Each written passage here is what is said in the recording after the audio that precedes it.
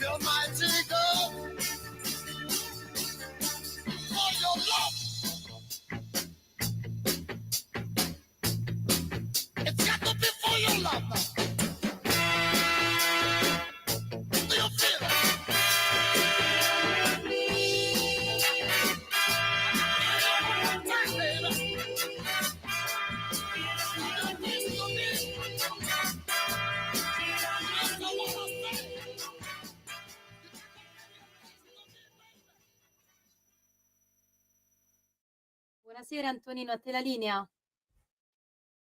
Grazie Castellana Sveva, amiche e amici miei, ma non dall'avventura, buonasera, siete sulle magiche onde di Radio Libertà. Questo è Zoom, il drive time in mezzo ai fatti. Io sono Antonino Danna e questa è la puntata numero 928 di lunedì 3 febbraio dell'anno del Signore 2025. Cominciamo subito la nostra trasmissione.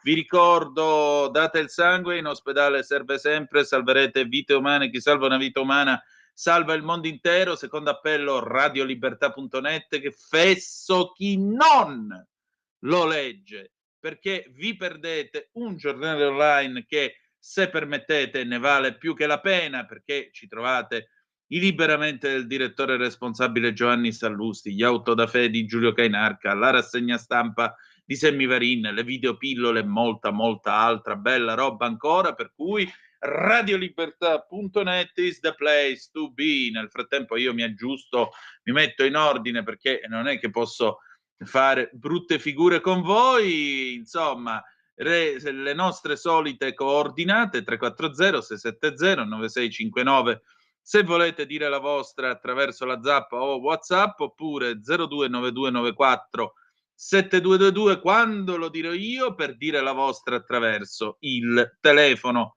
Ma adesso, Sveva, se sei pronta, possiamo cominciare con il diritto e il rovescio e lui, l'implacabile, come sempre, Pierluigi Magnaschi. Stasera di che si parla? Di un tema che evidentemente sarà ancora una volta croccante, come in tutti i diritto e rovescio che vi offriamo. E allora vai!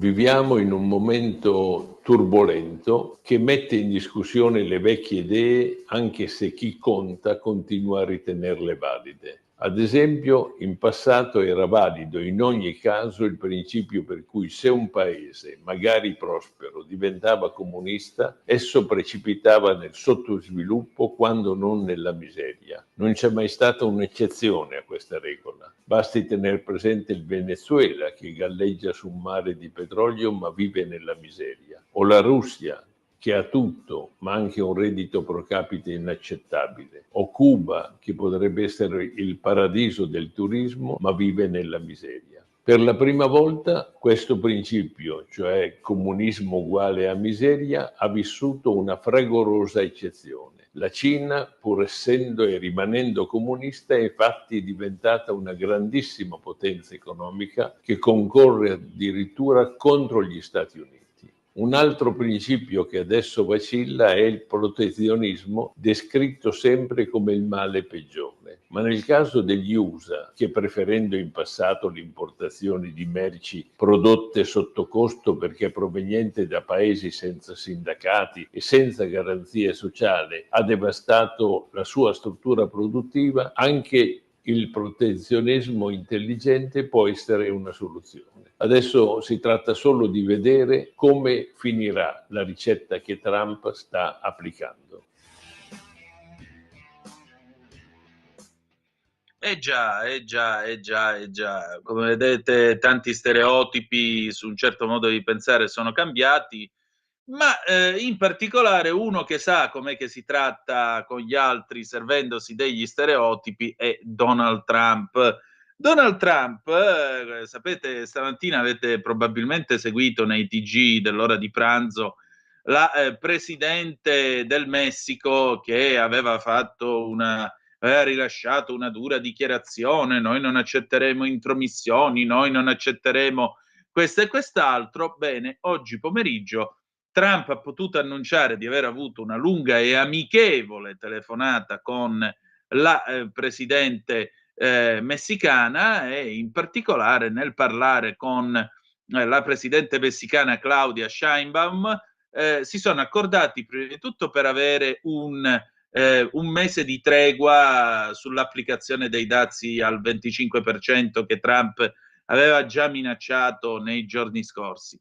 Secondariamente, l'altro accordo è che i soldati dell'esercito messicano presideranno e sigilleranno insieme a quelli dell'esercito americano il confine meridionale degli Stati Uniti d'America, bloccando la droga, segnatamente il fentanyl, e l'immigrazione clandestina.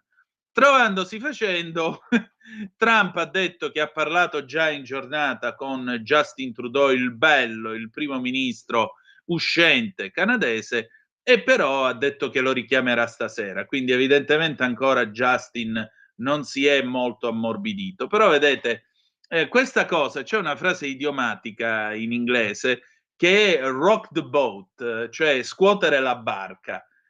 Chi scuote la barca in realtà è uno che sta facendo semplicemente del teatro, fa casino per farsi notare, ma per raggiungere i propri obiettivi.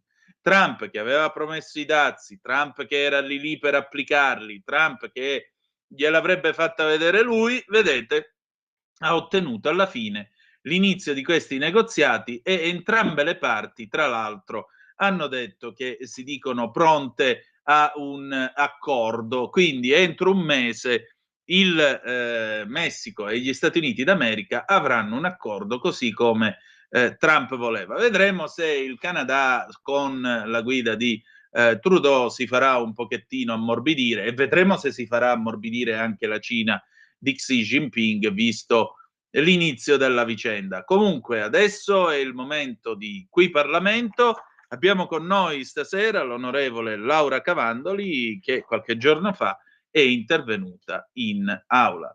Sveva, se sei pronta, vai pure con il Qui Parlamento, e poi faremo una breve pausa e ci ascolteremo il gruppo degli Scugnizi con A città e Pullecenella 2006, perché stasera si parla di Terra dei Fuochi con Pino Ciociola. A tra poco. Qui Parlamento. Grazie Presidente.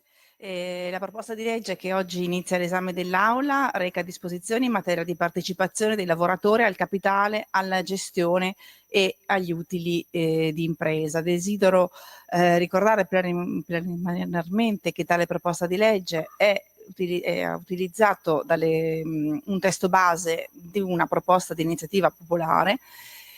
La calendarizzazione di questa proposta è stata fatta su un testo in realtà di origine parlamentare, e quindi devo dire che è stato un lavoro molto intenso da parte delle commissioni riunite, proprio perché hanno modificato, devo dire, la proposta scelta come testo base anche per arricchirla e renderla più funzionale a quello che era l'attuale anche assetto organizzativo.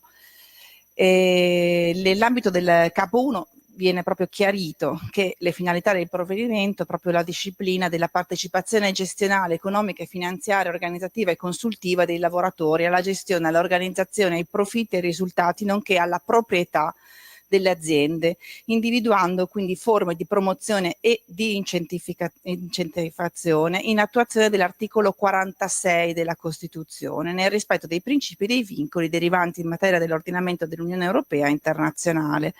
Questo articolo 46 della Costituzione è rimasto inattuato dal 48 fino ai giorni nostri. Ci sono stati plurimi tentativi di attuarlo.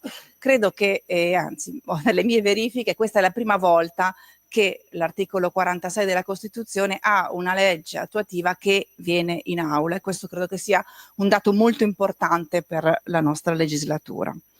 Il provvedimento poi mira a introdurre norme finalizzate a rafforzare la collaborazione fra datori di lavoro e lavoratori, preservando e incrementando i livelli occupazionali e valorizzando il lavoro sul piano economico e sociale. Il provvedimento poi introduce norme finalizzate all'allargamento e al consolidamento dei processi di democrazia economica e sostenibilità delle imprese. L'articolo 2 tratta di quelle che sono le definizioni utili ai fini della proposta, precisando che per partecipazione gestionale si intende la pluralità di forme di collaborazione dei lavoratori alle scelte strategiche delle imprese. Per partecipazione economica e finanziaria si intende la partecipazione dei lavoratori ai profitti e ai risultati dell'impresa, anche tramite forme di partecipazione al capitale, fra cui l'azionariato.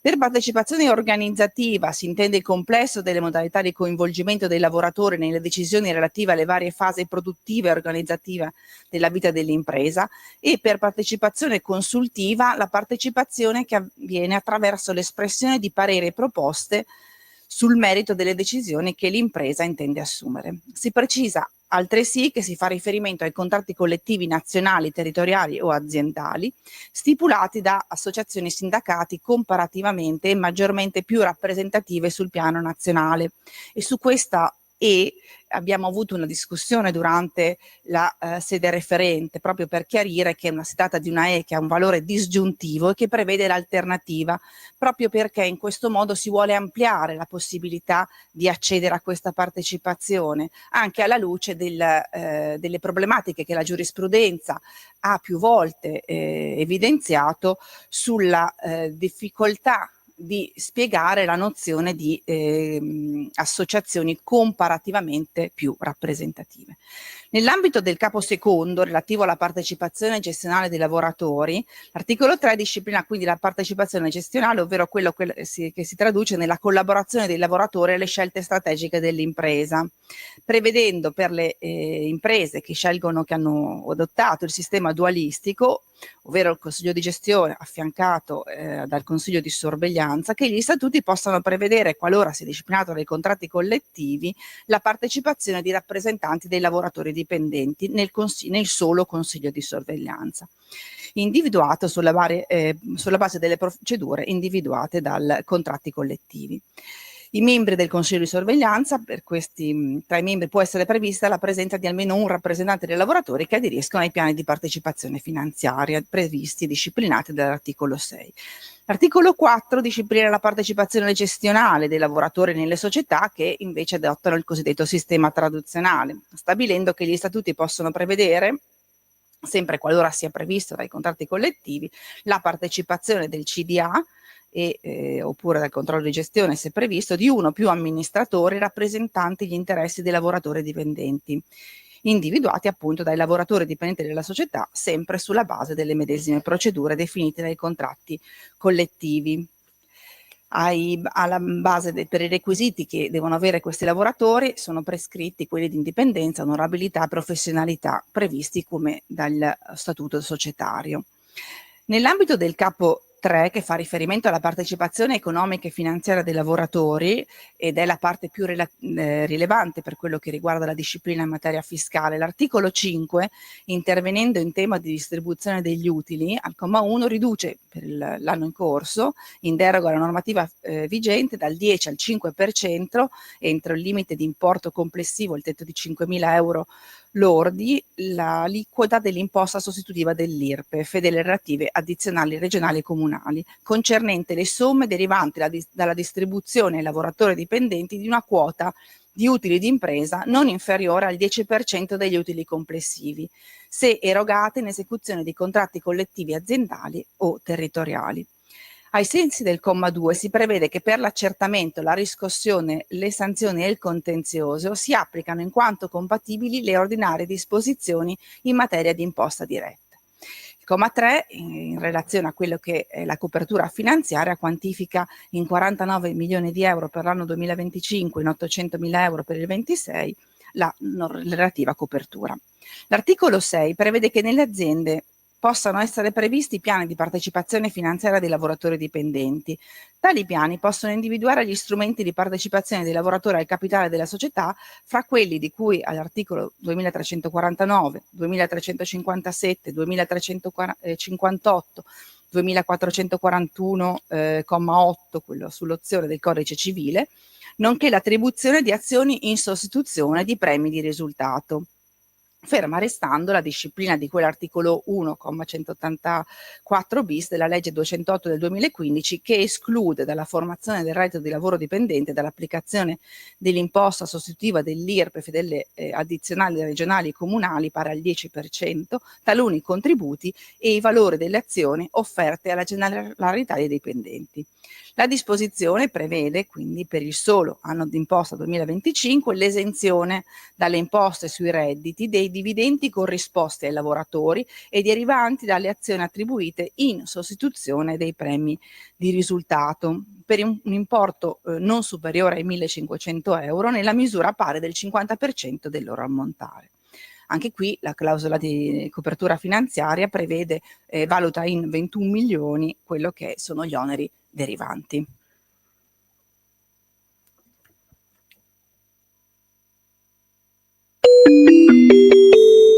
Qui Parlamento.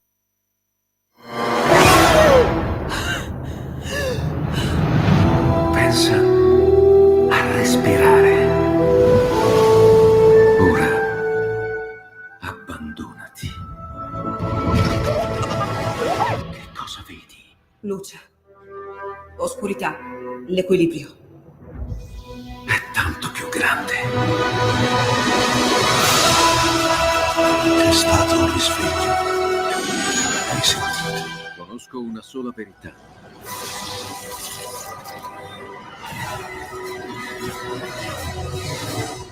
Movie Time ti fa entrare nel vivo del cinema, ti fa sentire come se fossi tu il protagonista del grande schermo.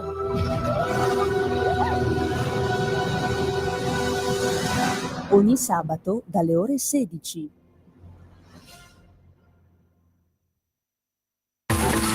Ehi tu, non trovi più il segnale di Radio Libertà sulla tua radio DAB? Non disperarti, risintonizza! Sì, ma come? È facile, tasto menu, poi scegli il tasto corrispondente alla ricerca automatica dei canali, attendi qualche minuto e tutte le stazioni DAB della tua zona saranno disponibili.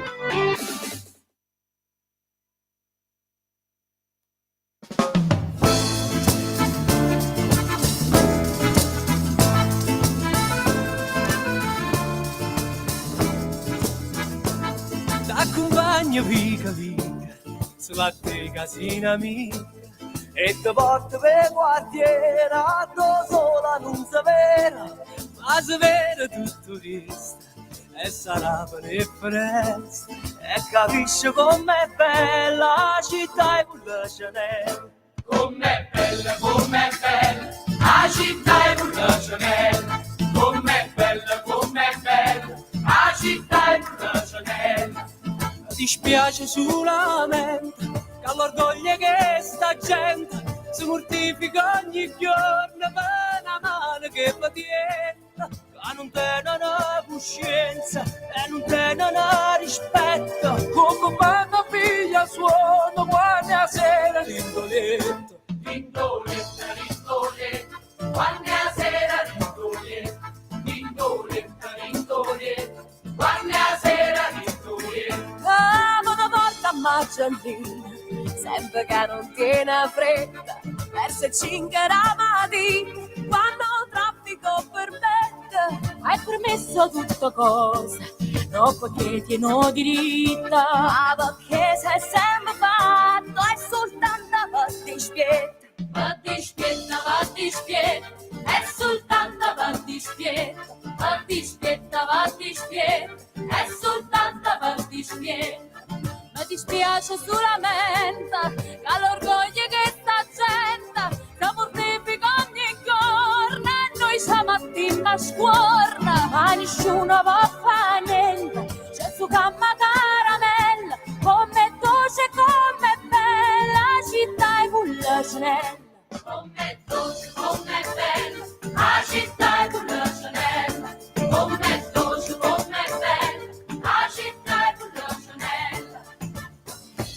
Na na na na na na na na.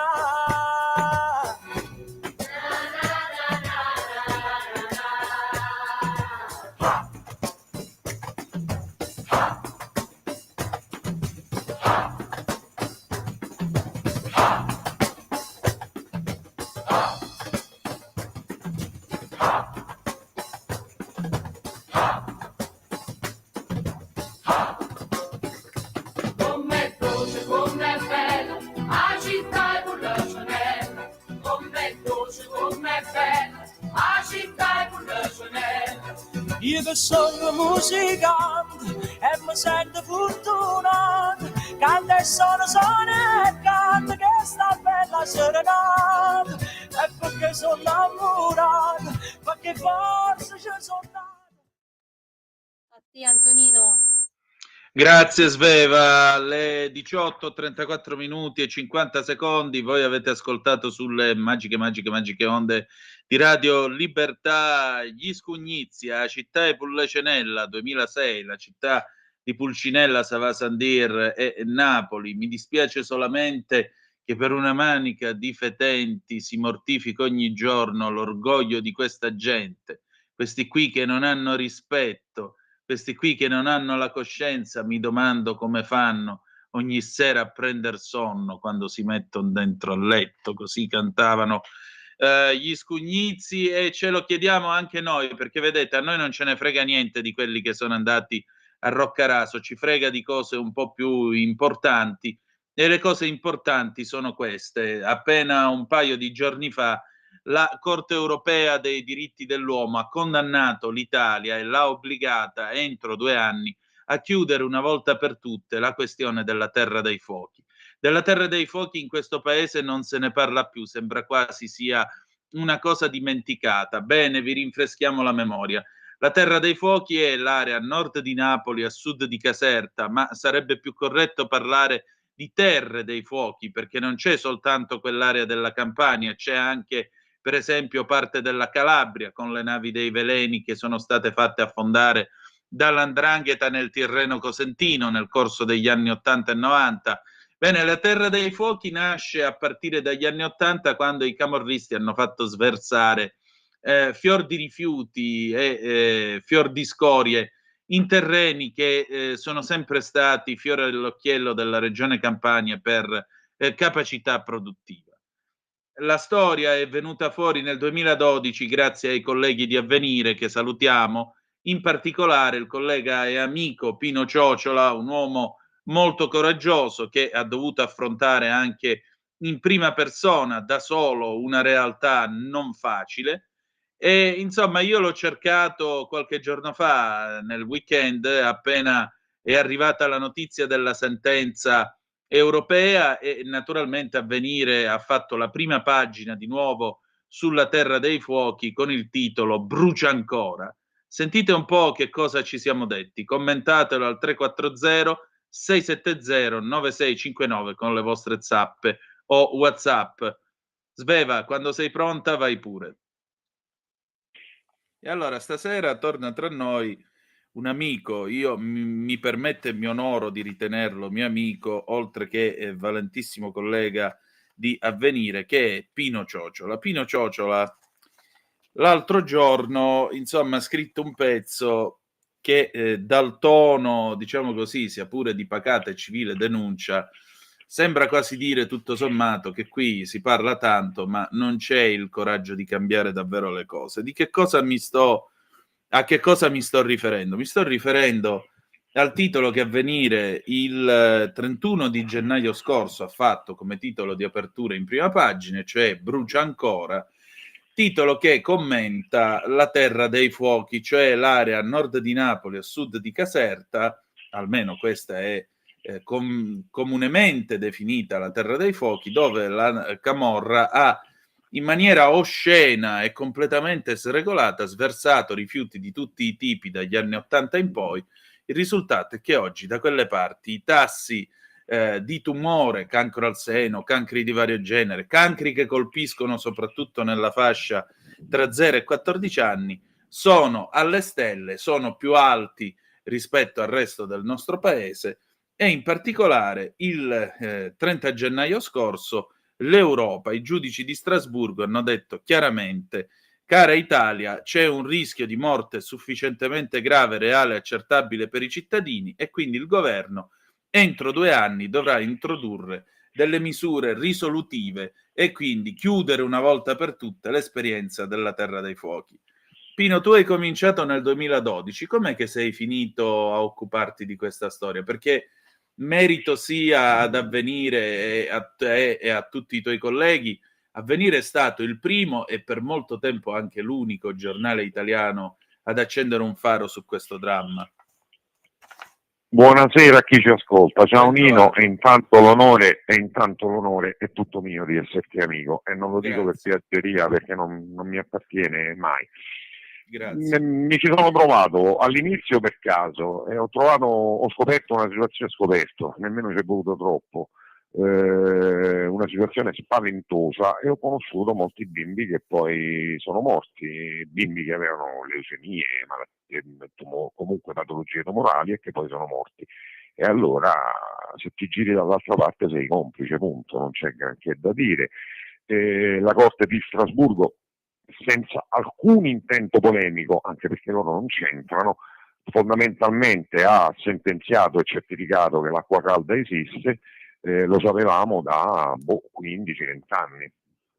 Certo. Non si è fatto praticamente mai nulla. Non credo neanche con un fucile puntato alla testa che in 2 anni metteranno a posto le cose, anche perché non esiste una stima, né probabilmente è fattibile, di quanti soldi occorrerebbero per bonificare solo quelle zone. Chiosa finale. Noi non parliamo più da tempo, chi si occupa di questa roba non parla più da tempo di Terra dei Fuochi. Sappiamo che quella che tu hai nominato, nord di Napoli e sud di Caserta, è la Terra dei Fuochi, ma ormai parliamo di Terre dei Fuochi perché la parte dell'Italia sta poco sotto, insomma. Se pensiamo solo alle navi dei veleni affondate al largo della costa tirrenica calabrese o ionica. Figuriamoci, c'è un cimitero di navi da quelle parti. Di navi cariche di rifiuti tossici. Ecco, la cosa che più mi ha stupito del tuo pezzo è che in origine c'è stato un vero e proprio negazionismo del fenomeno, niente di meno. Ma è durato fino a pochi anni fa.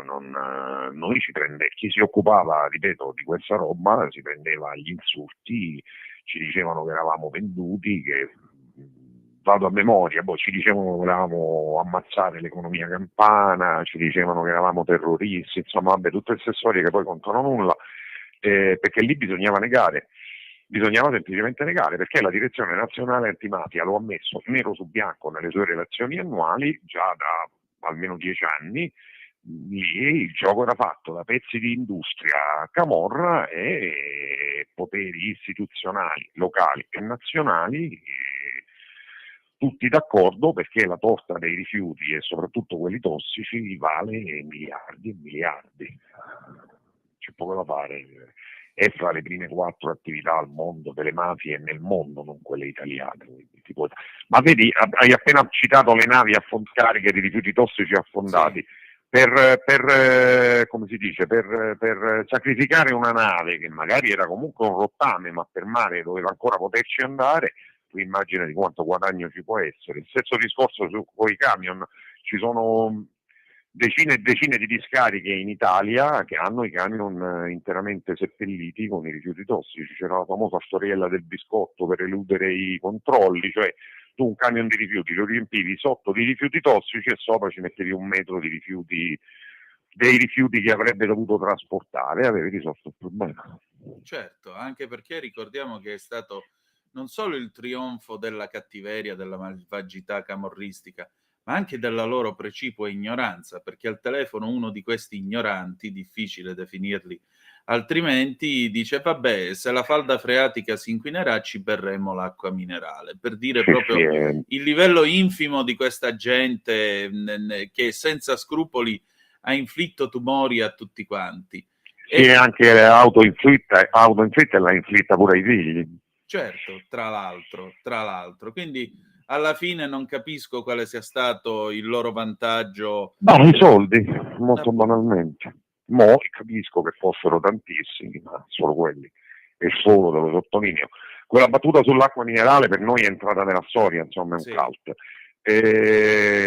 Vale la pena raccontare da un po' di anni, almeno 6 o 7, la direzione dei rifiuti tossici si è invertita. Prima era in Terra dei Fuochi, quella che abbiamo nominato all'inizio, sono praticamente tutti del nord. Adesso per un po' sono andati da sud a nord, si è totalmente appunto invertita la direzione. Adesso più o meno restano nelle zone dove vengono prodotti. Adesso per esempio c'è un discreto numero di viaggetti di rifiuti tossici verso soprattutto la provincia di Foggia, ma non ci sono più i viaggi di una volta, insomma, tanto lunghi. Chi guidava questi camion, ad esempio, io parlai con un uomo che aveva 2 tumori, che era in Umbria, e mi raccontò che lui viaggiava, andava a caricare a Vado Ligure e La Spezia e poi andava a scaricare in Umbria, e lui si è beccato 2 tumori. Ma di vicende di appunto conducenti di questi camion c'è florilegio, insomma, lungo elenco di vicende sanitarie. Pino, ma perché sta gente ha accettato tutto questo?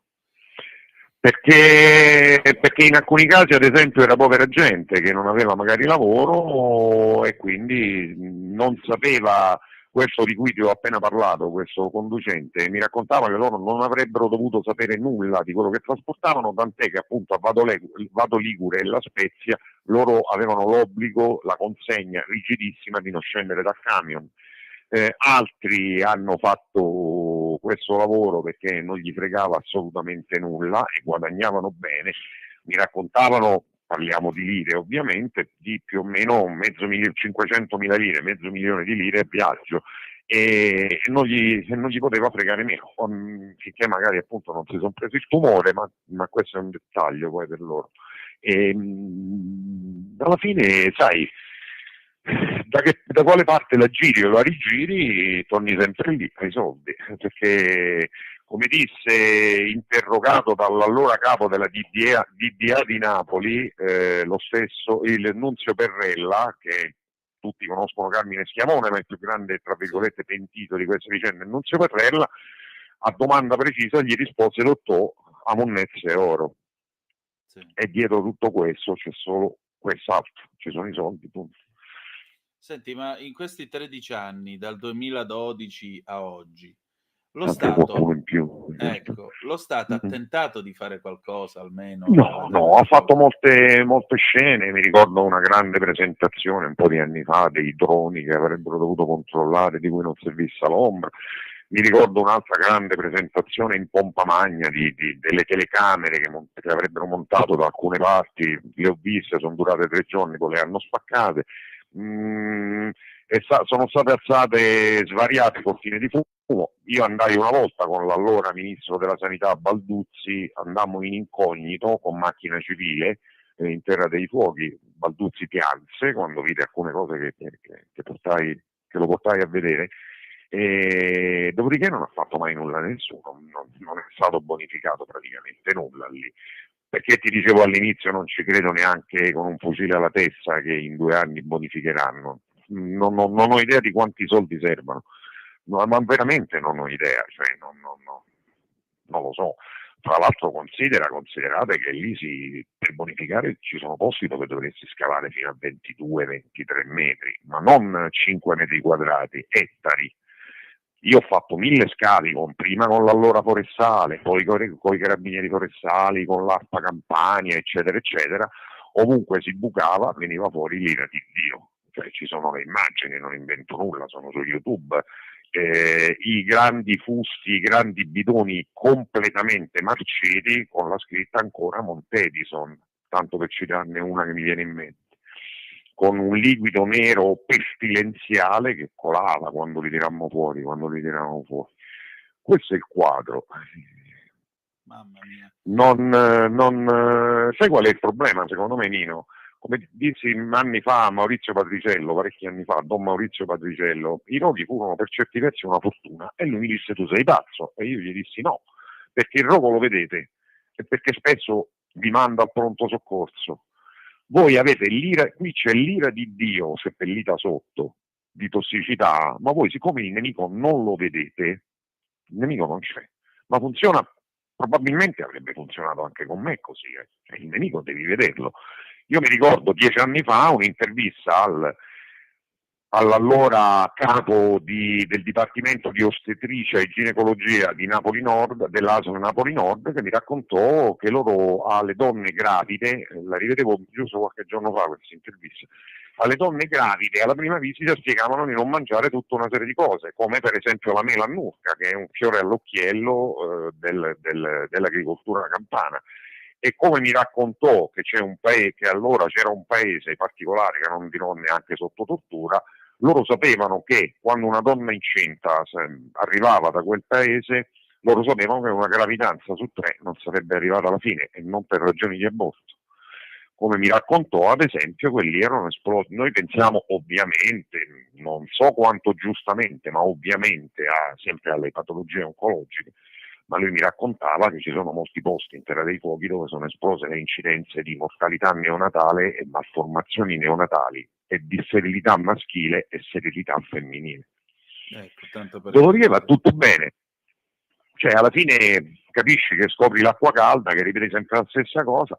Ti faccio una domanda e ti ringrazio prima di fartela, perché ti occupi di questa storia. Da quanto tempo non si sentiva più nominare Terra dei Fuochi? Da anni. Non interessa nulla a nessuno, fondamentalmente.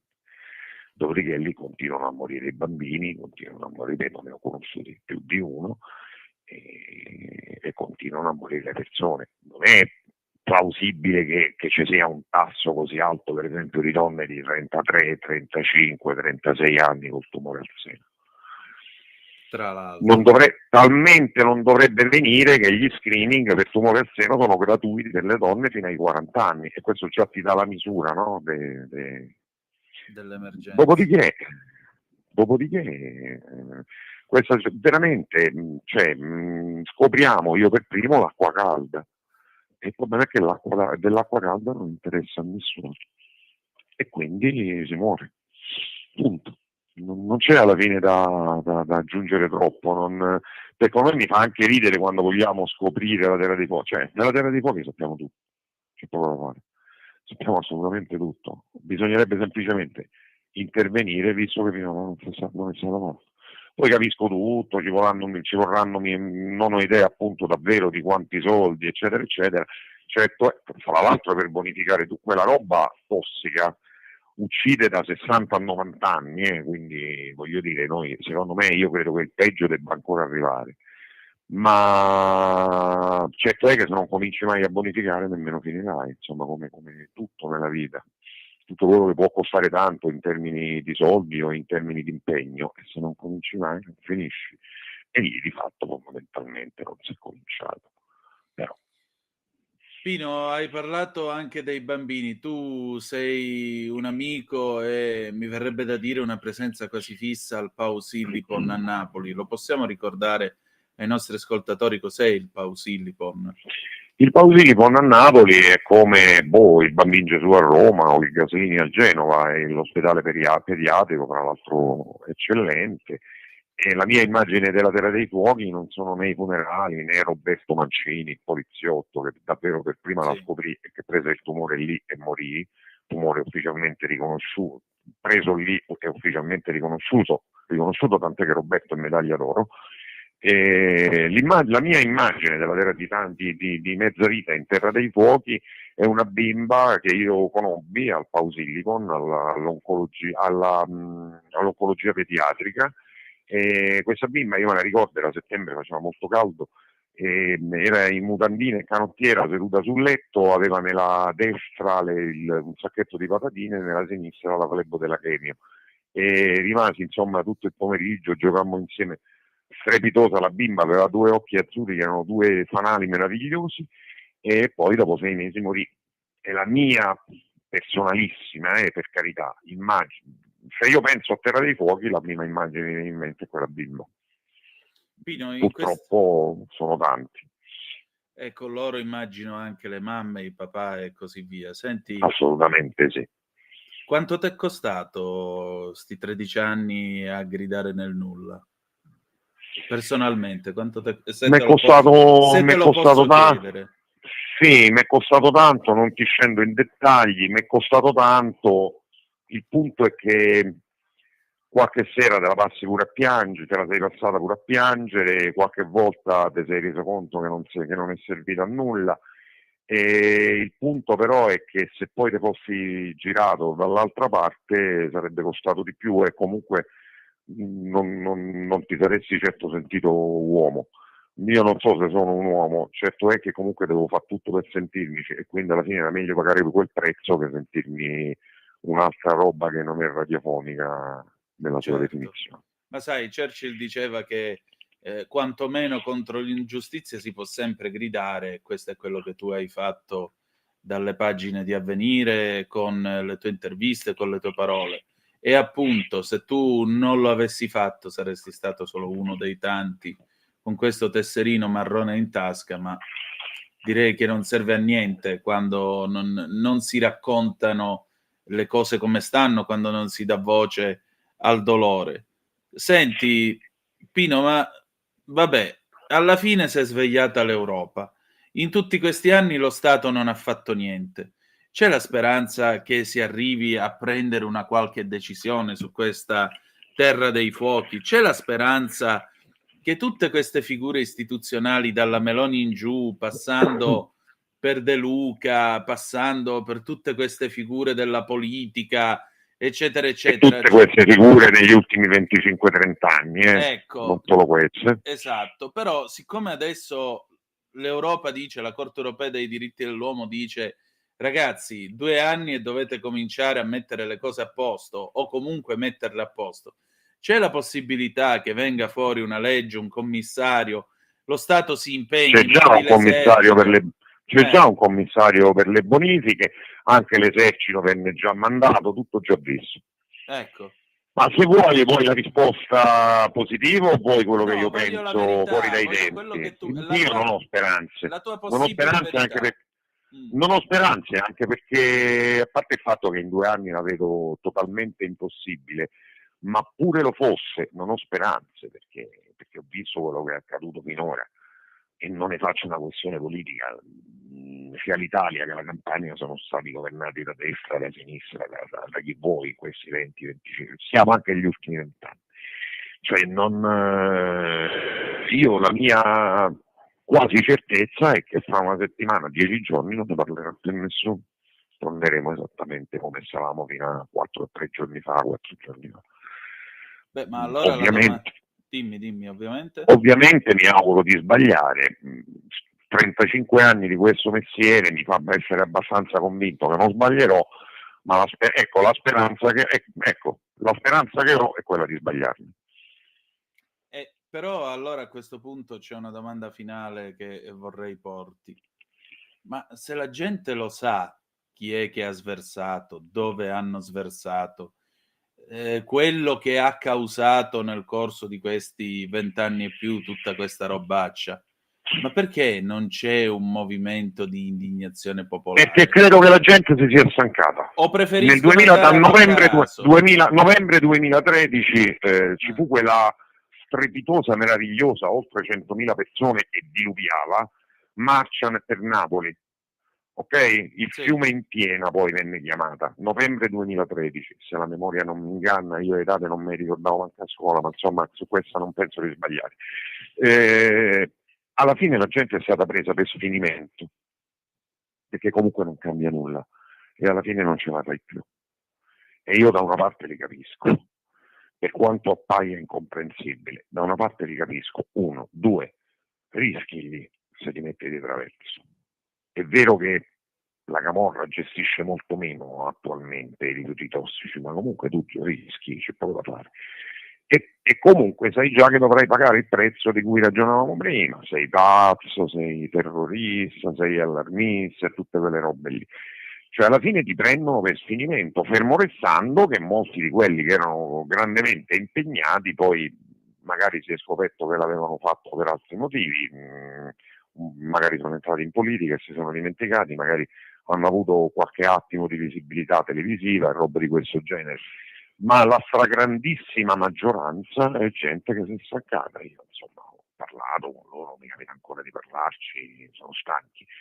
Io da una parte, ripeto, lo capisco, perché se tu dai la testa al muro 100 volte e il muro neanche si screpola, alla fine dici ok, amen.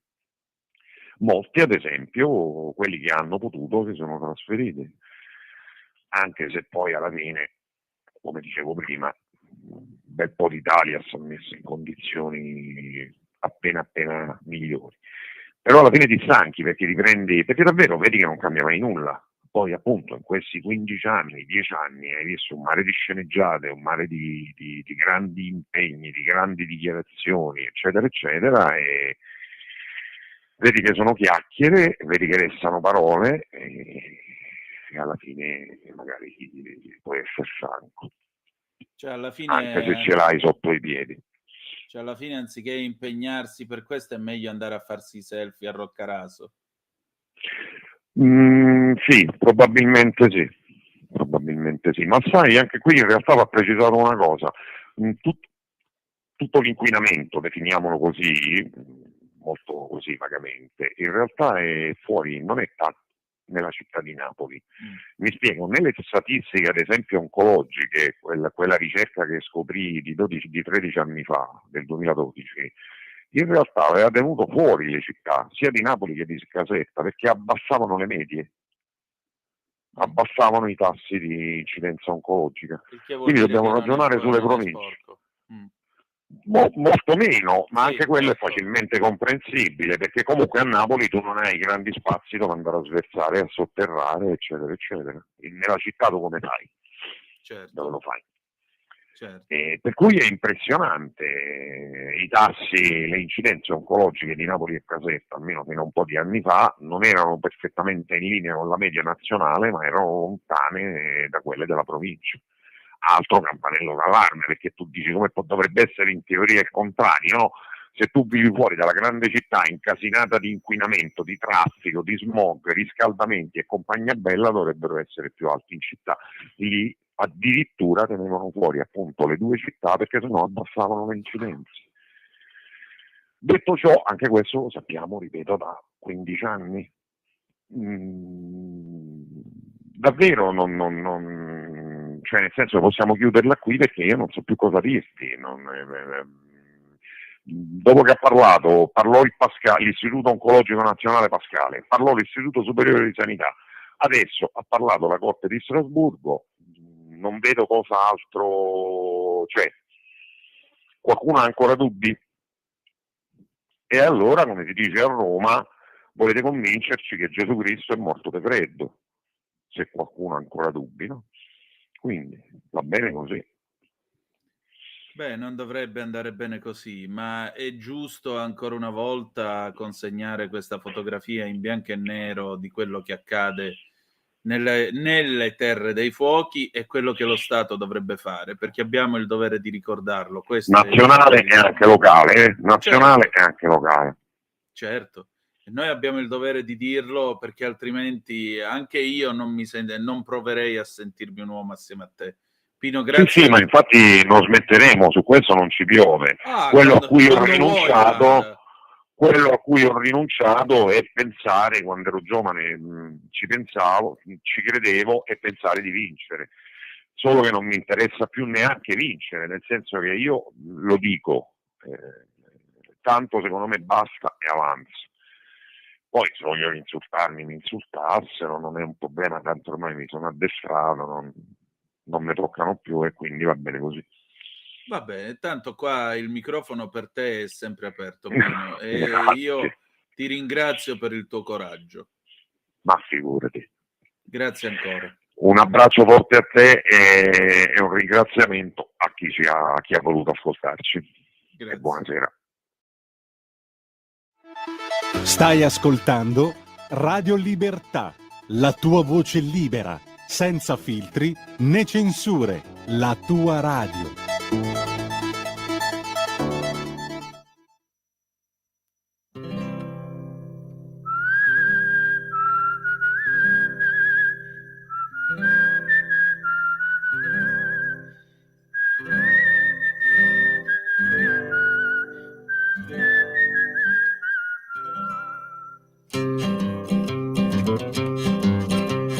Mangio, me bevo un po' cavea de Laura, penso una sigaretta, Mangio, me bevo un po' cavea de Laura, penso una sigaretta per passare al mangiare.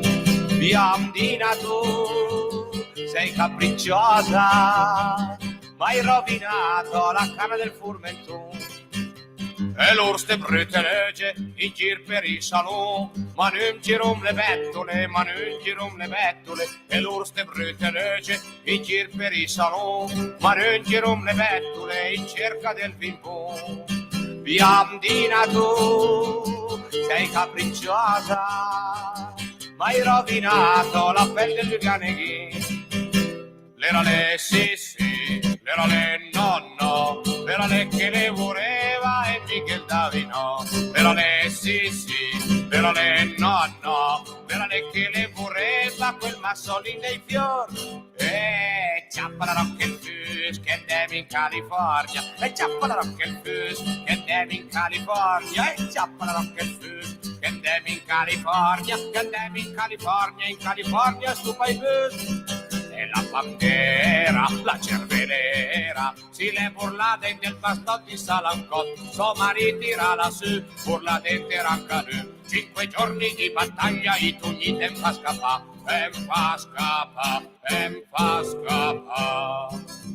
A cartigiani di razza dannata, a col pressa vendeste mia figlia.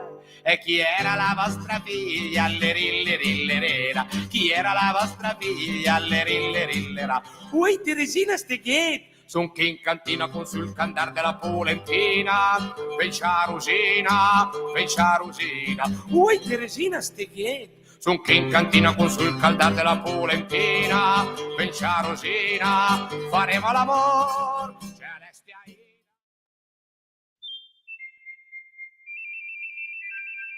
Va ora in onda La Grande Città con Carla De Bernardi. Si può vivere anche a Milano, nel cuore della città.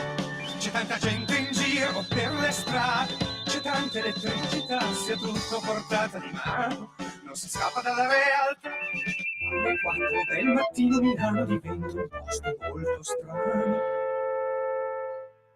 A te la linea, Antonino.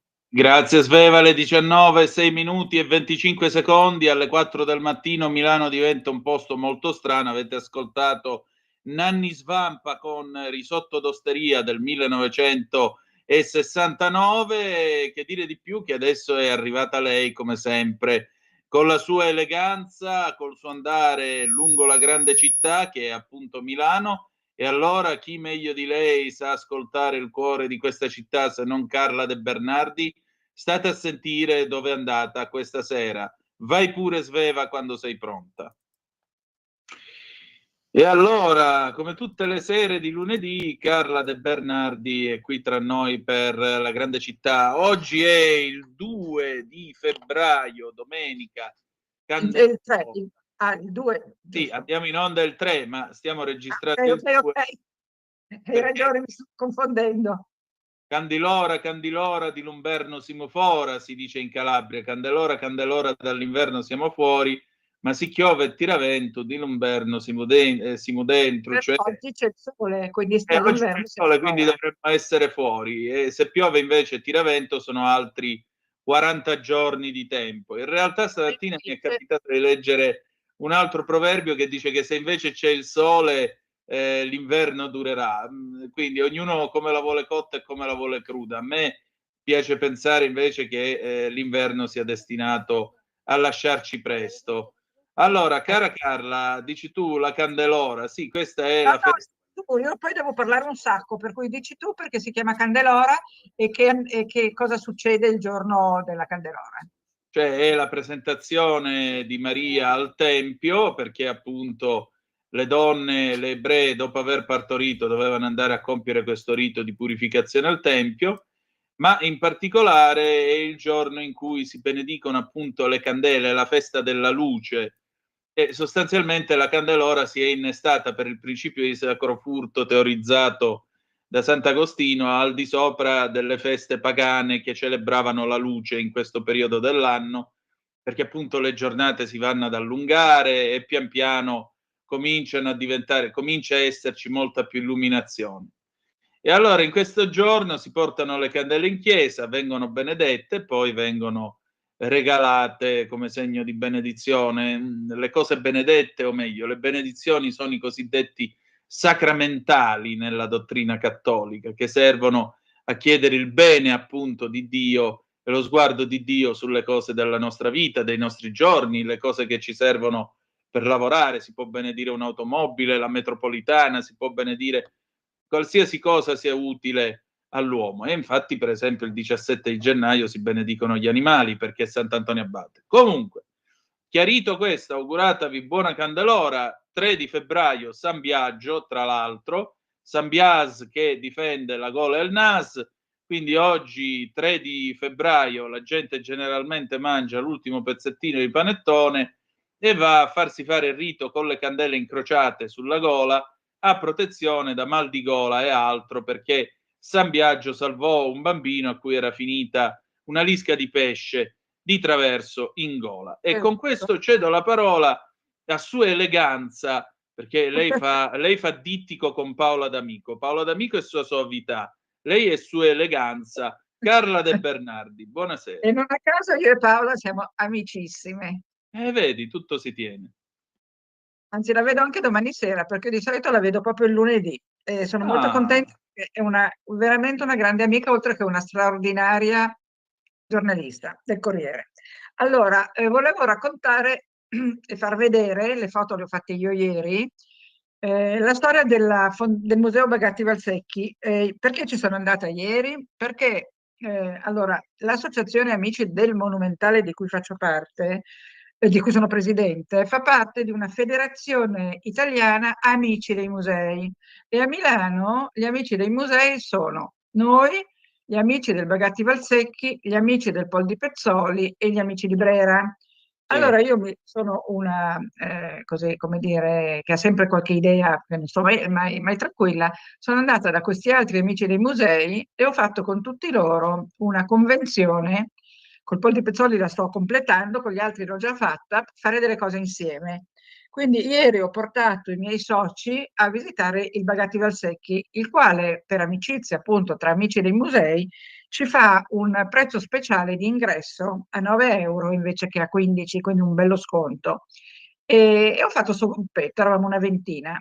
E questo museo, questa casa museo è veramente una cosa straordinaria per chi non la conosce. Chi la conosce riconoscerà le foto che ho fatto, perché si entra da via Gesù 5 e si esce poi da via Borgo Spesso, perché è a Canocchiale questo cortile, con questi ciottoli di fiume che fanno questo meraviglioso decoro. Ed è un palazzo che dunque risale, esattamente quando risalga non lo so, ma nell'800 i proprietari, che erano Giuseppe e come si chiamava l'altro? Bagatti Valsecchi, aspetta che ti dico anche il nome dell'altro, lo so a memoria, ma in questo momento mi sta sfuggendo. Dunque, si chiama Fausto. Erano due fratelli che ereditano questo palazzo in via Gesù e decidono di farne una dimora cinquecentesca. Cioè, fai conto che nell'Ottocento c'è una grande rivisitazione, un revival del Rinascimento.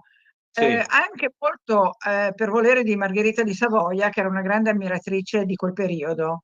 E i fratelli Bagatti Valsecchi, Fausto e Giuseppe, che erano peraltro amici della regina e del re, erano ricevuti a corte e a loro volta il re visitò e la regina visitarono sicuramente il loro palazzo, decidono che questo palazzo deve diventare un esempio di come si viveva nel Cinquecento.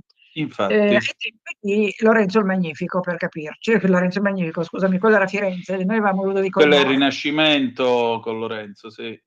Quello è il Rinascimento toscano. Il nostro Rinascimento milanese, che non aveva niente da invidiare al Rinascimento toscano, lo dico sempre anche nei miei libri, era dovuto a Ludovico il Moro, Sforza, Ludovico Sforza, detto il Moro. E quindi questi due fratelli, che erano entrambi avvocati, ma non fecero mai gli avvocati, fecero invece quelli che noi oggi chiameremo gli interior designer, gli architetti di interni, cominciarono ad andare in giro a cercare mobili, arredi, boiserie, caminetti, caminoni, per fare questo riarredo della loro casa, che era barocchetta all'epoca, insomma era in tutt'altro stile, in questo neorinascimentale, stile neorinascimentale. E quindi cominciano appunto a girare, vanno un po' dappertutto, vanno in Valtellina, vanno in un sacco di posti a cercare delle cose che gli piacciono. E siccome avevano i soldi, non fanno fatica o a comprare le cose che gli piacciono, perché all'epoca tu andavi in un palazzo, che ne so, appunto in Valtellina a Tirano, vedevi un bel soffitto a cassettone, dicevi me lo porto via, lo compravi. Non era come oggi. E non era come oggi che puoi vederli sul web, no? Se volevi copiare, come loro hanno fatto, copiando un meraviglioso soffitto di non mi ricordo quale palazzo, quale chiesa, dovevi andare a vederlo e non potevi neanche fotografarlo forse, perché siamo alla metà Ottocento, la fotografia era appena nata, sì, potevi fotografarlo, ma comunque se lo volevi rifare come loro rifanno delle cose preziosissime, dovevi fare tutto andando a vedere di persona e in questo modo qui, non potevi farlo in altra maniera. E quindi loro girano a cercare cose da comprare e cose da copiare e portano tutto nel palazzo di Via Gesù, il quale palazzo di Via Gesù diventa una dimora piena di oggetti e di complementi di arredo, si direbbe oggi, e di dettagli meravigliosi e affascinanti. E quindi andando a visitare queste sale, passi dall'ingresso alla biblioteca, alle camere dei fratelli, alla sala da pranzo, al guardaroba e trovi delle cose straordinarie. Fai conto che loro avevano due appartamenti, uno di Fausto e uno di Giuseppe. Fausto era molto più mondano, gli piacevano le feste, i balli e non ebbe figli, non si sposò. E invece Giuseppe ebbe 5 figli da Carolina Borromeo. Carolina Borromeo, della famiglia Borromeo, per lui era un punto di arrivo, perché loro avevano ereditato il titolo di baroni, che come sai è il titolo più basso nella scala della nobiltà.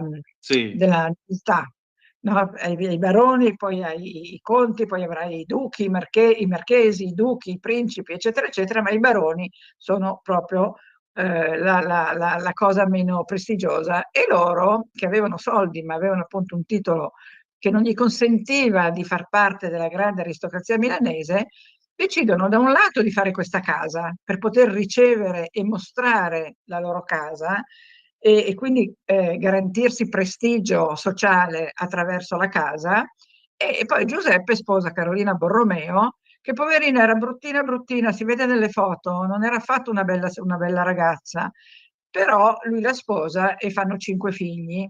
E quindi attraverso il matrimonio e attraverso l'esibizione di questa casa, loro entrano a far parte del Gotha milanese, che era quello che volevano a tutti i costi. E quindi, se vuoi, commentiamo un attimo le foto, perché meritano. Per esempio, questa è Santa Giustina dei Borromei. Santa Giustina a me risulta essere la copatrona di Padova, non so se la copatrona di Padova era Santa Giustina dei Borromei, ma comunque loro comprano questo bellissimo dipinto di un pittore importante, adesso non mi chiedere come si chiama perché non ne ho preso nota, ma e gli fanno scrivere sotto, gli fanno fare questa bellissima cornice e gli fanno scrivere sotto Santa Giustina dei Borromei. E questo fa parte appunto della loro raccolta di oggetti. Fanno anche come si chiama, un corridoio che è un'armeria dove raccolgono tutta una serie di armature medievali, di coltelli, di spade, di fucili, insomma una collezione vastissima. Questo è il letto di Giuseppe, perché all'epoca, una delle usanze dell'epoca era che le mogli e i mariti svolgessero la loro attività coniugale nel letto della moglie, che è quello rosso che abbiamo visto prima di Carolina, Sì. e poi però il marito aveva ecco, questo è il letto coniugale, vedi che vicino c'è la culla dei 5 bambini, e invece poi finita l'attività amorosa, il marito si ritirava nella sua camera, che è quella che abbiamo visto prima, che infatti vedi che il letto è molto più piccolo e non è un letto che consenta grandi acrobazie. E anche in questa stanza qui c'è un meraviglioso camino molto grande, e quindi ecco, questo qui per esempio, questo è il camino della sala praticamente d'ingresso alle stanze, dove ci sono queste sedie di legno, perché all'epoca non esisteva, anche se poi Carolina riesce ad avercelo un divano, nel Rinascimento non si usava il divano, no? Mentre nell'Ottocento sì, però questo cosa significa? Significa una cosa importante, perché loro fanno sì una dimora cinquecentesca. Questa vedi per esempio era la sveglia, questa qui proprio fungeva da sveglia, è una vanitas, no? Vanitas sono i teschi, quelli che ricordano appunto che vanitas vanitatis, tutto è vanità, e che è un memento mori, e fermo sulle 9:15 in questo caso. E loro vogliono fare una dimora rinascimentale, ma con le comodità che nel frattempo erano arrivate a compimento, quindi la casa ha il riscaldamento, la casa ha la luce elettrica, quindi non vivevano a lume di candela o di lanterna o al freddo come nel Rinascimento, ma avevano tutte le comodità del caso. Questo qui è l'ultimo erede, si chiamava Pasino, perché fino al 1974 del secolo scorso, la casa è abitata dagli eredi di Fausto e Giuseppe e Carolina, che si chiamano appunto Bagatti Valsecchi, e ce ne sono ancora, perché credo che gli ultimi siano nati negli anni 60, 70, ci sono ancora degli eredi Bagatti Valsecchi, io non ne ho mai conosciuti, ma so che ci sono. E questo qui, Pasino, un giorno si traveste, vedi, da hippie degli anni 70, si vede che era un signore spiritoso e simpatico, e quindi si veste così. Questo qui è Pasino Bagatti Valsecchi. Nel 74 smettono di abitare questa casa, dove peraltro i bambini, ecco, proprio quello volevo farti vedere, i giochi dei bambini, vedi, queste sono delle miniature in cui c'è un girello, delle poltroncine e una poltroncina uguale a quella dei grandi. I bambini, Bagatti Valsecchi, fino al 1974 giravano con questo girello per i corridoi e giocavano con questi giocattoli, e tutto quello che c'era in casa, che sono degli oggetti preziosissimi, per loro erano oggetti di uso comune, non era un museo fino a quell'epoca lì, era casa loro. e quindi i bambini giravano in monopattino per i corridoi. Ecco, questa è un'altra vanitas, stavolta di avorio, che è sul comodino del letto di Giuseppe, quello che abbiamo visto prima. E appunto i bambini potevano anche prendere in mano il teschio e giocarci, o per modo di dire, ma insomma era tutto quello che c'era in casa. Erano oggetti come noi oggi abbiamo, che ne so, una lampada di design, piuttosto che anche noi dei soprammobili o delle cose dell'Ottocento o del Settecento, ma guarda che sul mio balcone c'è uno scoiattolo, che simpatico, e per loro era tutti questi arredi rinascimentali raccolti dagli avi, erano gli oggetti di casa loro, quindi una casa gigantesca con una sala da pranzo gigantesca, e tutto nasce proprio dalla sala da pranzo di Casa Bagatti Valsecchi, perché loro, andando in giro non so dove, trovano a un certo punto un camino con le insegne dei Visconti, quindi il Sole Radiante, chiamato anche Razza, e il Biscione. Si innamorano di questo camino, lo portano a Milano nella loro casa, e da quel momento in poi comincia la ristrutturazione della casa in modo rinascimentale, però per l'appunto con le comodità dell'epoca. Quindi Carolina riuscirà anche a mettere un comodo divano di velluto bordeaux nel salotto, perché appunto non disdegnano le modernità. Il bagno, loro purtroppo la foto del bagno non te l'ho potuta mandare perché è venuta male, e quindi il bagno è sontuosissimo. Loro avevano la vasca da bagno di marmo in una nicchia a forma di conchiglia molto bella, e questa vasca di marmo aveva l'acqua calda e l'acqua fredda, quindi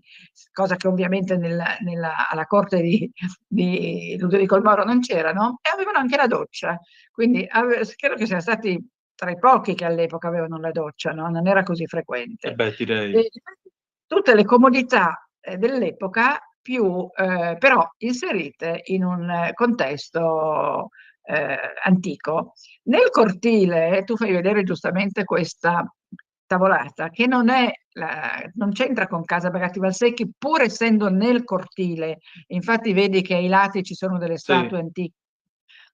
Questo è l'ingresso del ristorante, e questo è sempre il ristorante, perché a Milano c'è da tantissimi anni, non so da che anno, ma io mi ricordo che un tempo ci andavo ogni tanto, quando proprio volevo delle prelibatezze, quello che era anche PEC, ma c'era il salumaio di via Monte Napoleone. Il salumaio di via Monte Napoleone è stato il fornitore della Real Casa, intendo dire la grande borghesia milanese, che si serviva di gastronomia da questo, si chiamava proprio il salumaio di Monte Napoleone. Poi a un certo punto ha chiuso e poi ha riaperto, e riaprendo ha aperto anche questo ristorante, che è proprio nel cortile del Palazzo Bagatti Valsecchi. Che meraviglia. Come si non mangia? credo che sia... non te lo so dire perché non è alla mia portata, o mi invita qualcuno dei nostri ascoltatori oppure non è alla nostra portata, alla mia portata andare a mangiare lì. Però è molto bello, è molto grande, e presumo si mangi benissimo. Tra l'altro ieri c'era con noi, dell'Amici del Monumentale, una nostra fedele, come si chiama, ascoltatrice, che saluto, perché lei non solo viene sempre alle mie passeggiate, ma è anche una nostra ascoltatrice. Quindi sarei contento di sapere che c'è questa amica dei Monumentali, dell'associazione, che è anche amica di Radio Libertà. Il salumaio di Monte... Abbiamo finito? Le foto sì, le abbiamo finite. Stai dicendo del salumaio di via Monte Napoleone. Monte Napoleone era una tradizione della grande borghesia milanese, così come c'era a Milano, poco lontano, in via Borgospesso, si chiama via Borgospesso, c'era la drogheria Parini, che era un altro posto che serviva a tutte le case più importanti della città, e tra il salumaio e la drogheria Parini c'era appunto la clientela più VIP. Io sto parlando degli anni 60, 70, 80. Adesso Parini non c'è più, il salumaio ha riaperto. E tra l'altro questo ci dà poi il là per parlare magari un'altra volta, perché a Milano c'è un altro grande gastronomia che è PEC, perché PEC è divertente, perché il signor PEC è un signore che era arrivato dalla Cecoslovacchia nell'Ottocento e aveva cominciato a lavorare le carni affumicate, come si fa, no, da Praga, sì, da Praga era arrivato, tant'è che il famoso prosciutto di Praga è prosciutto affumicato, no? Ed era arrivato a fine 800, nel mio libro lo racconto, perché sai che nel mio libro Storia di Milano io ho infilato anche delle curiosità come queste. E il signor Peck aveva una villa molto importante ad Affori, di cui rimane solo il grande portale della villa, del giardino, perché la villa non c'è più e il giardino è diventato parco pubblico. E di questo parlo invece nel libro La Grande Milano, perché quando racconto il quartiere di Affori, ex comune di Affori, quando racconto il quartiere di Affori racconto appunto che Peck aveva lì la sua grande dimora, perché arriva abbastanza, come dire, con le pezze al sedere, ma con le sue lavorazioni particolari, con le sue affumicazioni, ben presto diventa un ricco signore e quindi si comprerà poi questa meravigliosa dimora ad Affori, che purtroppo non possiamo più vedere perché è stata rasa al suolo. Non so se è stata danneggiata nei bombardamenti o perché è stata rasa al suolo, però non c'è più. Però c'è questo importante portale di marmo che ancora ci racconta appunto che lì abitava il signor Peck. Tra l'altro nel libro di La Grande Milano racconto anche invece la storia di come nasce la Simmental, che non ti racconto adesso, ma magari la raccontiamo la prossima volta, Va perché bene. anche la storia di signori che fondano la Simmental è una storia divertente. Ecco, la Tinsemal, come la chiamava il bambino nella pubblicità. Insomma, esatto. Che devo dirti, a me non dispiace la Simmental. Oddio, a me non piace tanto, comunque. No, a me non dispiace, d'estate con un po' di insalatina, una spremutina di limone, non è cattiva, anzi è buona. Non ci avevo mai pensato. La prossima volta ti racconto come nasce la carne Simmental. Va bene, d'accordo. Carla, adesso, dimmi. No, niente, adesso ci salutiamo. Sì, ci salutiamo, però ecco, diciamo così, chiudiamo con San Biagio, dai.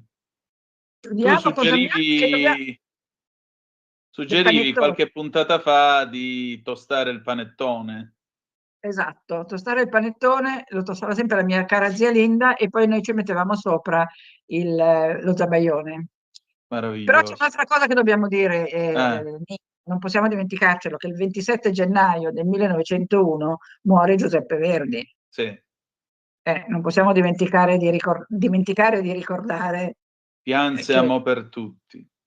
Pianse amò per tutti, come c'è scritto sulla sua tomba, e tra l'altro che io ogni tanto vado a visitare perché è dietro casa mia.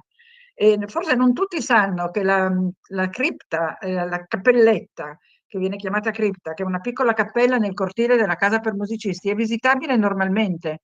Cioè non devi chiedere un permesso, non devi pagare un biglietto. Tu vai a Casa Verdi, che è in piazza Buonarroti, e c'è la grande statua di Verdi, meravigliosa, in mezzo, di Enrico Butti, chiedi al portinaio, che è lì, se puoi andare a vedere la cappelletta dove sono seppelliti Giuseppe Verdi e la moglie Giuseppina Strapponi, attraversi il cortile, c'è questa piccola costruzione in stile eclettico, come tutta la Casa Verdi, è tutta rivestita di un mosaico simbolista stupendo fatto da Lodovico Pogliaghi, e lì ci sono Verdi e la Giuseppina e c'è scritto appunto, come dici tu, Pianse amò per tutti, che è quello che di lui scrisse come epigrafe D'Annunzio. Esatto. È veramente un luogo stupendo. Tra l'altro, sai che io mi collego sempre ad altre cose, Lodovico Pogliaghi, che ha fatto i mosaici, che sono dei mosaici stupendi con delle figure angeliche, fiori e frutta, è quello che ha fatto la porta in bronzo del Duomo. Perché le porte del Duomo, tu lo sai meglio di me, non sono sempre state di bronzo. No. Dici tu questo. Quella del Pogliaghi. Quando vengono fatte in bronzo? Allora, quelle del Pogliaghi che pesano 4 tonnellate in totale sono di bronzo e sono le due ante centrali, risalgono all'anno 1896 e in particolare, se voi guardate il portale, noterete che c'è una formella con la fustigazione di Gesù alla colonna che è lucida, perché la gente lo tocca perché si è diffusa questa leggenda che toccarla porterebbe bene. Ma se guardate Come? Toccano il polpaccio Esatto, del il polpaccio.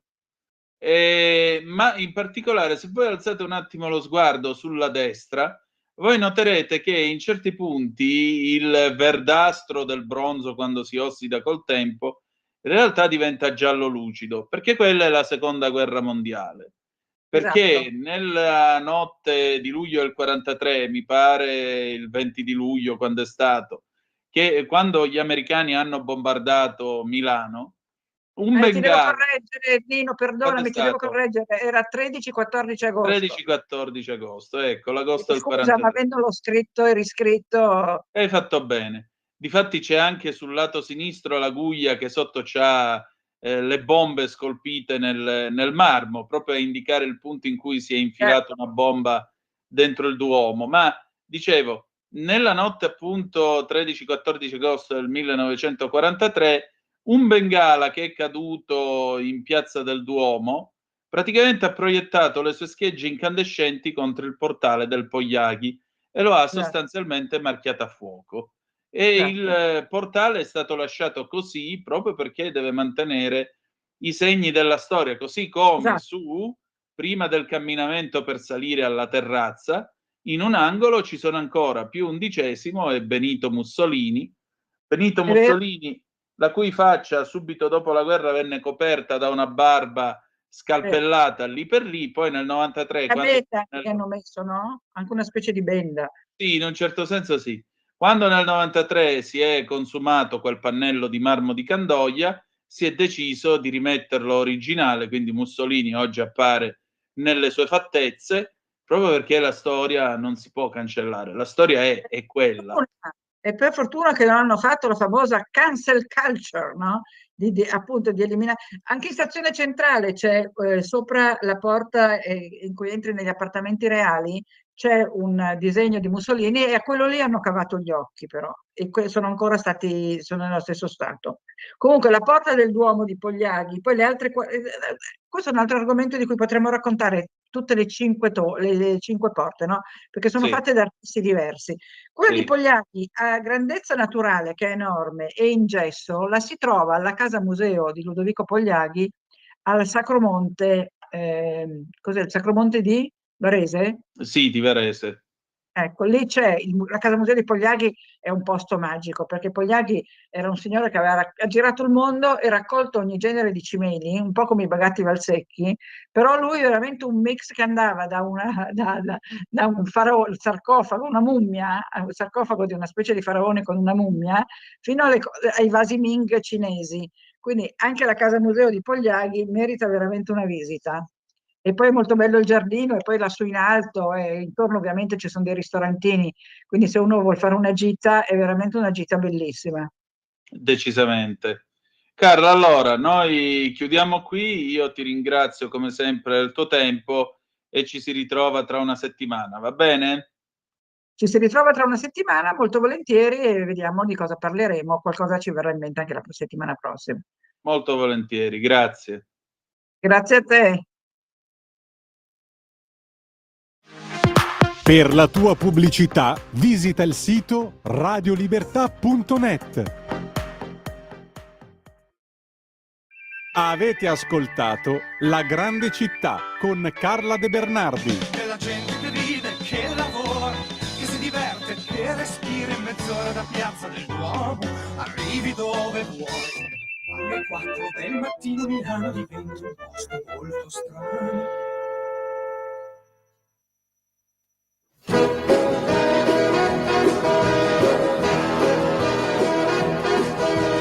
If you're feeling sad and lonely, there's a service I can render. Tell the one who loves you only, I can be so warm and tender. Call me, don't be afraid, you can call me. Maybe it's late, but just call me. Tell me and I'll be around. When it seems your friends desert you, there's somebody thinking of you. I'm the one who never hurt you. Maybe that's because I love you. Call me, don't be afraid, you can call me. Maybe it's late, but just call me. Tell me and I'll be around. Now don't forget me, 'cause if you let me, I will always stay by you. You gotta trust me, that's how it must be. There's so much that I can do. If you call, I'll be right with you.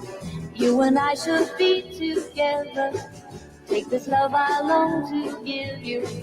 I'll be at your side forever. Call me, don't be afraid, you can call me. Maybe it's late, but just call me. Tell me and I'll be around.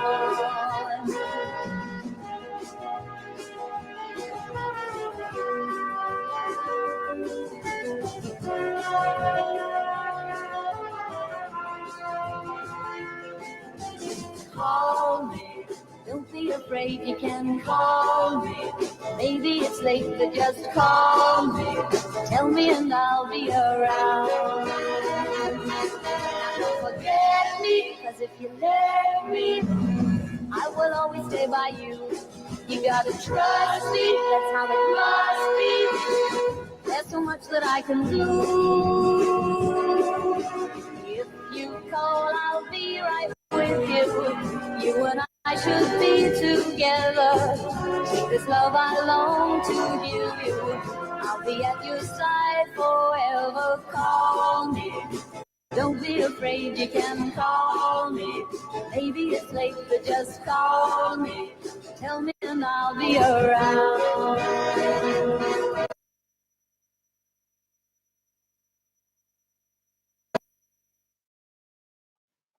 La linea.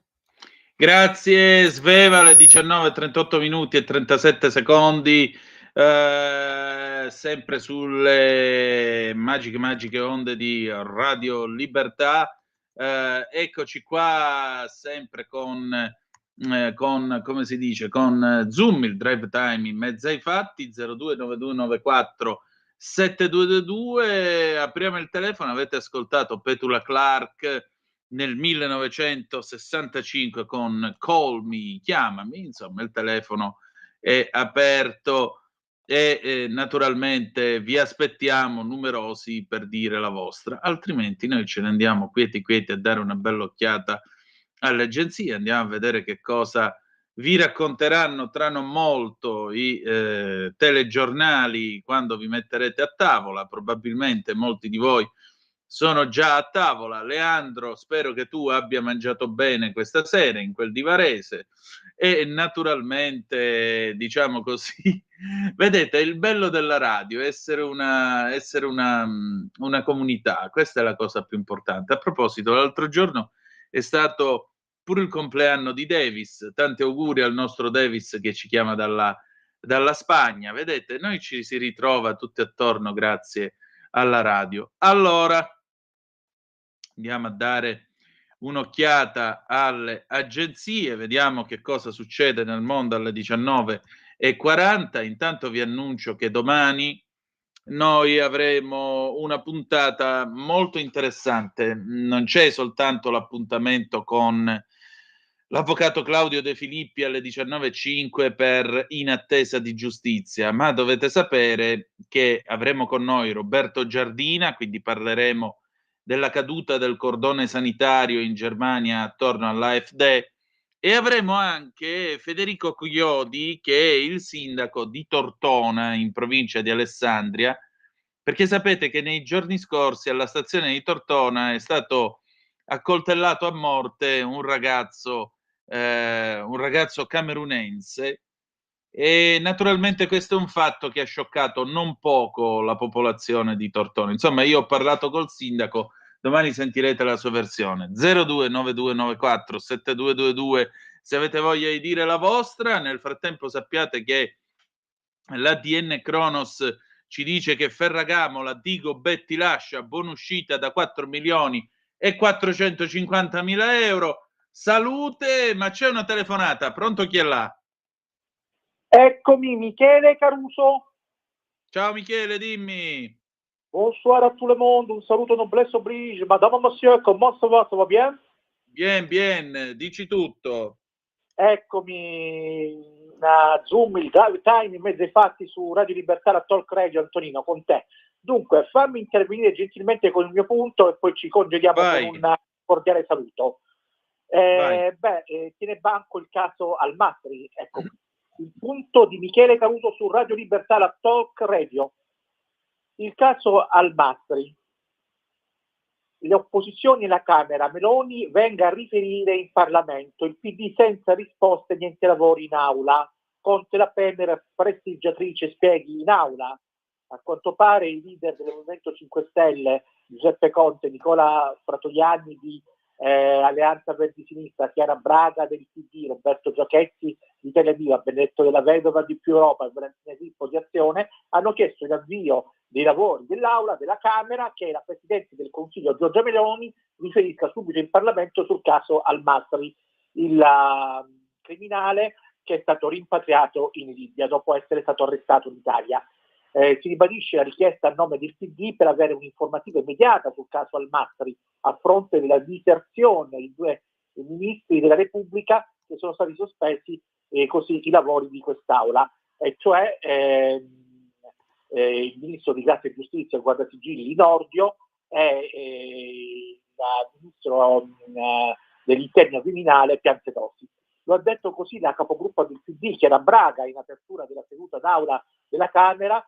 Domani è convocata una conferenza dei capigruppo e si anticipa che si è disponibile a riprendere i lavori d'Aula se non ci sarà una risposta adeguata. Di questo tema si deve parlare qui in Parlamento, aggiunto. Si chiede a nome di tutto il gruppo di informativo urgente di Giorgia Meloni che deve venire in Parlamento a spiegare agli italiani la versione vera sul caso Al-Masri Tukur. Deve venire il Presidente, non può essere certo il Ministro che cura i rapporti con il Parlamento. Meloni deve chiarire al Paese perché lei, donna, madre, cristiana, ha consentito tutti gli onori di un volo di Stato per sottrarre alla giustizia internazionale un boia accusato addirittura di stupro di bimbi di neanche 5 anni. Lo ha detto il leader del Movimento 5 Stelle Giuseppe Conte nell'aula della Camera. La prestigiatrice Meloni, ha usato così questo epiteto con cui l'ha apostrofata, riesce a tirar fuori dal cilindro magico un complotto. Qual è questo complotto? Siamo esterrefatti, ha aggiunto. Quello di oggi è solo l'inizio di ciò che accadrà se Meloni dovesse continuare a scappare dalla responsabilità di rendere conto ai cittadini italiani e chiedere sul caso Al-Masri. Vado a concludere che le opposizioni si sono limitate tuttavia a chiedere che Meloni riferisse in aula, nonostante ci siano stati anche dei momenti di alta tensione. Ecco, l'obiettivo è quello di chiarire su questa vicenda. Per tale ragione il governo, secondo quanto viene riferito da fonti di maggioranza attendibili, non escluderebbe la posizione di questa fiducia sul decreto cultura in discussione nell'aula alla Camera. L'iscrizione in massa dei componenti del gruppo Movimento 5 Stelle comporta infatti un allungamento dei tempi d'esame. Ecco, se ne sta parlando forse fin troppo, ma se ne uscirà da questa vicenda, Antonino? Da Michele Caruso, grazie e buona serata. Ma sì, se ne uscirà da questa vicenda, cioè alla fine della fiera che fanno? Votano la sfiducia al governo. Il governo riposa su un'ampia e solida maggioranza. Poi, per favore, non vengano a fare le anime belle, la ragion di Stato c'è indipendentemente da chi governa. Con questo noi concludiamo la nostra trasmissione, grazie per essere stati con noi. Appuntamento domani alle 18:05 trattabili, sempre sulle magiche onde di Radio Libertà, e alle 20, se vi va, ci sarà anche Aria Fritta. Ci salutiamo con una bella canzone d'amore del 1974, I Romance, Un momento di più. Grazie per essere stati con noi e ricordate che malgrado tutto, the best is yet to come, il meglio deve ancora venire. Vi ha parlato Antonino Danna. Buonasera. Avete ascoltato Zoom, il drive time in mezzo ai fatti.